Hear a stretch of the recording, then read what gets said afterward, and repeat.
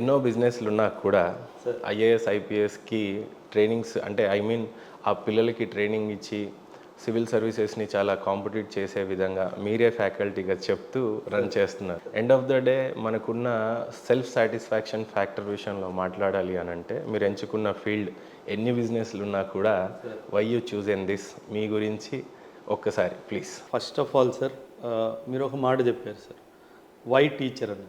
Sir నేను service చేశాను sir ఆర్మీలో 10 years, 2004 to 2015, 10.5-11 years సర్వీస్ చేశాను. Ultimate satisfaction sir. అప్పుడు నేషనల్ డ్యూటీయే, అవును అగైన్ ఇక్కడ కూడా అదే సార్. ఒక 10 years ఆర్మీ సర్వీస్ చేశాను సార్. 24 hours డ్యూటీ ఉండేది ఒక్కొక్కసారి, బట్ ఒక సెన్స్ ఆఫ్ సాటిస్ఫాక్షన్ ఉండేది సార్. ఆ సెన్స్ ఆఫ్ సాటిస్ఫాక్షన్ కూడా ఇప్పుడు టీచింగ్లో కూడా దొరుకుతుంది sir.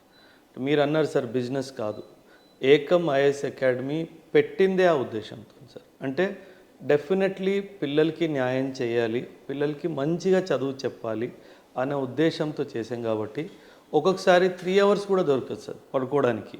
But next day full జీల్తో వెళ్తాం క్లాస్కి, ఎందుకంటే పిల్లలకి ఎక్స్పెక్టేషన్ ఉంది సార్ మనతోటి.